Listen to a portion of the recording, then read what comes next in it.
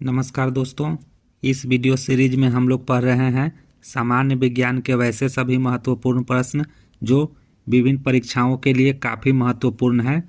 आप इसमें देख सकते हैं रेलवे के ग्रुप डी परीक्षा के ऑनलाइन परीक्षा में पूछी गई वे ऐसे महत्वपूर्ण प्रश्न हैं जो आपके आने वाली रेलवे की परीक्षाओं के लिए काफ़ी महत्वपूर्ण हो सकते हैं। कृपया इस वीडियो में नए हैं तो चैनल को ज़रूर से ज़रूर सब्सक्राइब कर ले। दोस्तों, आप वीडियो तो देखते हैं लेकिन चैनल को सब्सक्राइब नहीं करते हैं, तो आपसे हाथ जोड़कर रिक्वेस्ट है कि कृपया इस वीडियो को देखें तो चैनल को ज़रूर से ज़रूर सब्सक्राइब करें दोस्तों, ताकि हमारी और भी मेहनत इसमें करने में अच्छा लगे। तो आज का पहला प्रश्न है, नीचे दिए गए वर्गीकरणों में से कौन सा परमाणु द्रव्यमानों के आधार पर था। इस प्रश्न को पूछने का तात्पर्य यह है दोस्तों कि जो नीचे ऑप्शन दिए गए हैं इनमें वैज्ञानिकों के नाम दिए गए हैं। इनमें कौन से ऐसे वैज्ञानिक थे जिन्होंने आवर्त सारणी में तत्वों का वर्गीकरण परमाणु द्रव्यमान के आधार पर किया था। तो आपको बता दें सही ऑप्शन हो जाएगा सी, अर्थात डोबरेनर, न्यूलैंड्स और मेंडलीव। तीन ऐसे लोग थे जिन्होंने तत्वों का वर्गीकरण परमाणु द्रव्यमान के आधार पर किया था। अगला प्रश्न है हमारा, व्याख्या भी दी गई है दोस्तों, आप चाहें तो वीडियो को पॉज करके व्याख्या भी पढ़ सकते हैं। अगला प्रश्न है हमारा, संतृप्त हाइड्रोकार्बन को कहा जाता है, अर्थात संतृप्त हाइड्रोकार्बन को क्या कहा जाता है। तो सही आंसर हो जाएगा एल्केन। संतृप्त हाइड्रोकार्बन को एल्केन कहा जाता है। और आप जानते हैं एल्केन का जो सूत्र होता है वह CnH2n+2 होता है, जहां n अणु में उपस्थित कार्बन परमाणुओं की संख्या होती है। अगला प्रश्न है, सही मिलान ज्ञात कीजिए, अर्थात हमारे बाएं साइड में दिए गए हैं धातु तथा यौगिक के नाम दिए गए हैं और दाहिने साइड में उनके कलर दिए गए हैं। इनका सही मिलान करना है दोस्तों। इस मिलान को हम लोग इसकी व्याख्या में देखते हैं। तो इसकी व्याख्या में हम लोग देख सकते हैं जिंक धातु, जिंक धातु का कलर होता है ग्रे, सल्फर डाइऑक्साइड गैस की गंध होती है पुनगेंट और PbI2 का रंग होता है पीला। अगला प्रश्न है, निम्नलिखित में से किस वैज्ञानिक ने सुझाव दिया था कि तत्वों के प्रतीकों का निर्माण तत्व के नाम के एक या दो अक्षरों से किया जा सकता है।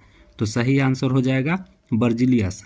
इसकी व्याख्या देखते हैं, स्वीडन के रसायनज्ञ जॉन्स जैकब बर्जिलियस ने तत्वों के प्रतीकों हेतु जो सुझाव दिया था उसके अनुसार तत्वों के प्रतीकों का निर्माण उसके नाम के प्रथम या दो अक्षरों को लेकर किया जा सकता है, जैसे कार्बन के लिए C, ऑक्सीजन के लिए O, हीलियम के लिए He इत्यादि।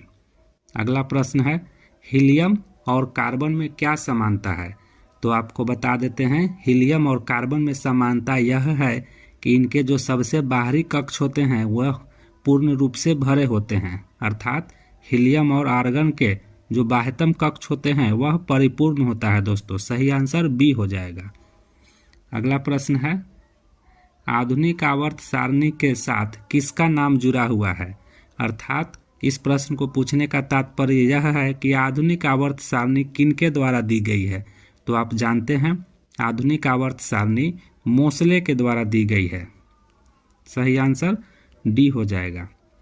इसकी व्याख्या दी गई है, वर्ष 1913 में हेनरी मोसले ने बताया कि तत्व के परमाणु द्रव्यमान की तुलना में परमाणु संख्या अधिक आधारभूत गुणधर्म है, अर्थात मेंडलीव की जो आवर्त सारणी में परिवर्तन किया गया तथा परमाणु संख्या को आधुनिक आवर्त के रूप में स्वीकार किया गया। इस आधुनिक आवर्त नियम को इस प्रकार वर्णित किया जा सकता है जैसे तत्वों के गुणधर्म उनकी परमाणु संख्या का आवर्त फलन होते हैं। अगला प्रश्न है दोस्तों, निम्नलिखित में से कौन सा विभिन्न रूपों में मौजूद हो सकता है। तो सही आंसर हो जाएगा डी, कार्बन।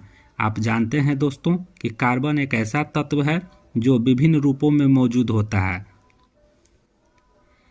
अगला प्रश्न है, इलेक्ट्रॉनिक विन्यास के संबंध में निम्न में से कौन से बिंदु सही हैं। तो आपको बता दें, तीन कथन दिए गए हैं, तीनों में कौन से ऐसे कथन हैं जो इलेक्ट्रॉनिक विन्यास के संबंध में बिल्कुल सही बात कहते हैं। पहला कथन है यह किसी परमाणु के कोषों में इलेक्ट्रॉनों का व्यवस्थापन है, बिल्कुल सही बात है दोस्तों। कथन बी, यह उप कोषों में इलेक्ट्रॉनों का व्यवस्थापन है, यह भी बिल्कुल सही बात है दोस्तों। ऑप्शन सी, यह किसी परमाणु के कक्ष में इलेक्ट्रॉनों का व्यवस्थापन है, बिल्कुल सही है दोस्तों। अर्थात इसमें हमारे तीनों के तीनों कथन पर इलेक्ट्रॉनिक विन्यास के संबंध में बिल्कुल सही हैं। अगला प्रश्न है हमारा, दो कथन दिए गए हैं दोस्तों, ए और बी। ए कथन कहता है 114 तत्वों में से 22 अधातु है और अन्य अयस्क है, बिल्कुल गलत।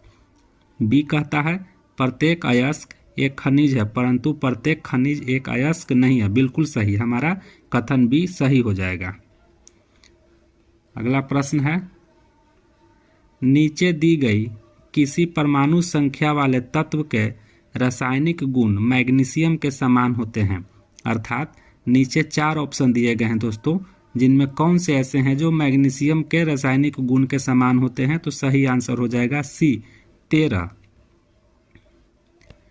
अगला प्रश्न है, समूह में अक्रिय गैसें होती है।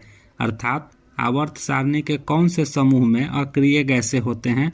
तो आपको सही आंसर हो जाएगा ए, अर्थात समूह 18 में अक्रिय गैस होते हैं। अगला प्रश्न है, कीटोन पर समाप्त होने वाली हाइड्रोकार्बन श्रृंखला से संबद्ध अनुलग्न कौन है। तो सही आंसर हो जाएगा बी, ओन। अर्थात कीटोन में ओन लगा हुआ है जो कि हाइड्रोकार्बन श्रृंखला से संबंधित है। अगला प्रश्न है, परमाणु संख्या 57 तत्व संबंधित है।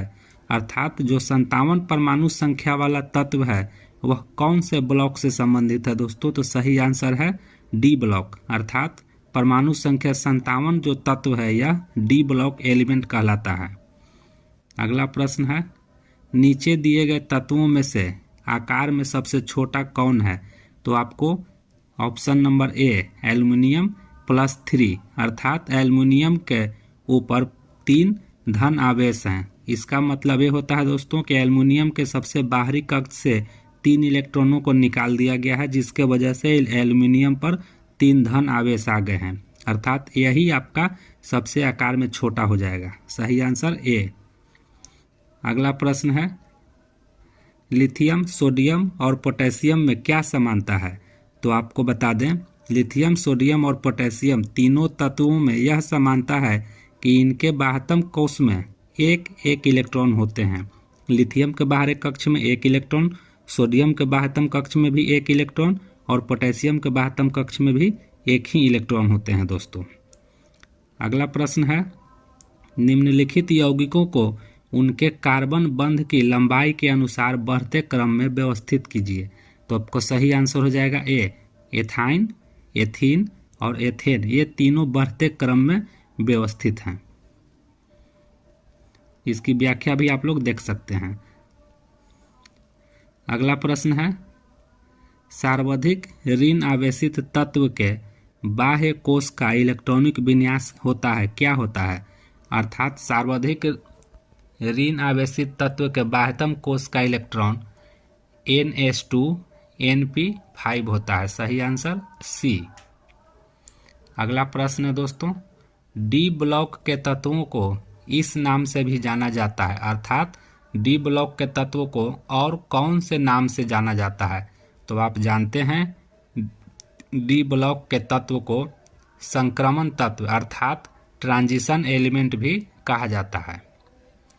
अगला प्रश्न है, परमाणु का आयतन सबसे कम होता है। अर्थात 4 ऑप्शन दिए गए हैं दोस्तों, चारों में कौन से ऐसे परमाणु है जिसका आयतन सबसे कम होता है। तो आप वैसे भी जानते हैं कि 4 ऑप्शन है जिसमें एक हीलियम दिया गया है, तो हीलियम परमाणु का आयतन सबसे कम होता है। अगला प्रश्न है, प्रकृति में विद्युत धनात्मक होती हैं, कौन ऐसे हैं जो प्रकृति में विद्युत धनात्मक होते हैं। तो आप जानते हैं कि धातुएं प्रकृति में विद्युत धनात्मक होती है। सही आंसर डी। ये था हमारा आज का वैसा महत्वपूर्ण प्रश्न जो रेलवे के ग्रुप डी के 2018 में ऑनलाइन परीक्षा में पूछी गई थी। अगर इस बार आप रेलवे के ग्रुप डी की परीक्षा की तैयारी कर रहे हैं तो आपके लिए यह काफ़ी महत्वपूर्ण प्रश्न हो जाता है दोस्तों। आप वीडियो पर नए हैं तो कृपया चैनल को ज़रूर से ज़रूर सब्सक्राइब कर लें और वीडियो को शेयर करें और लाइक करें और अपने सुझाव कमेंट ज़रूर करें। धन्यवाद।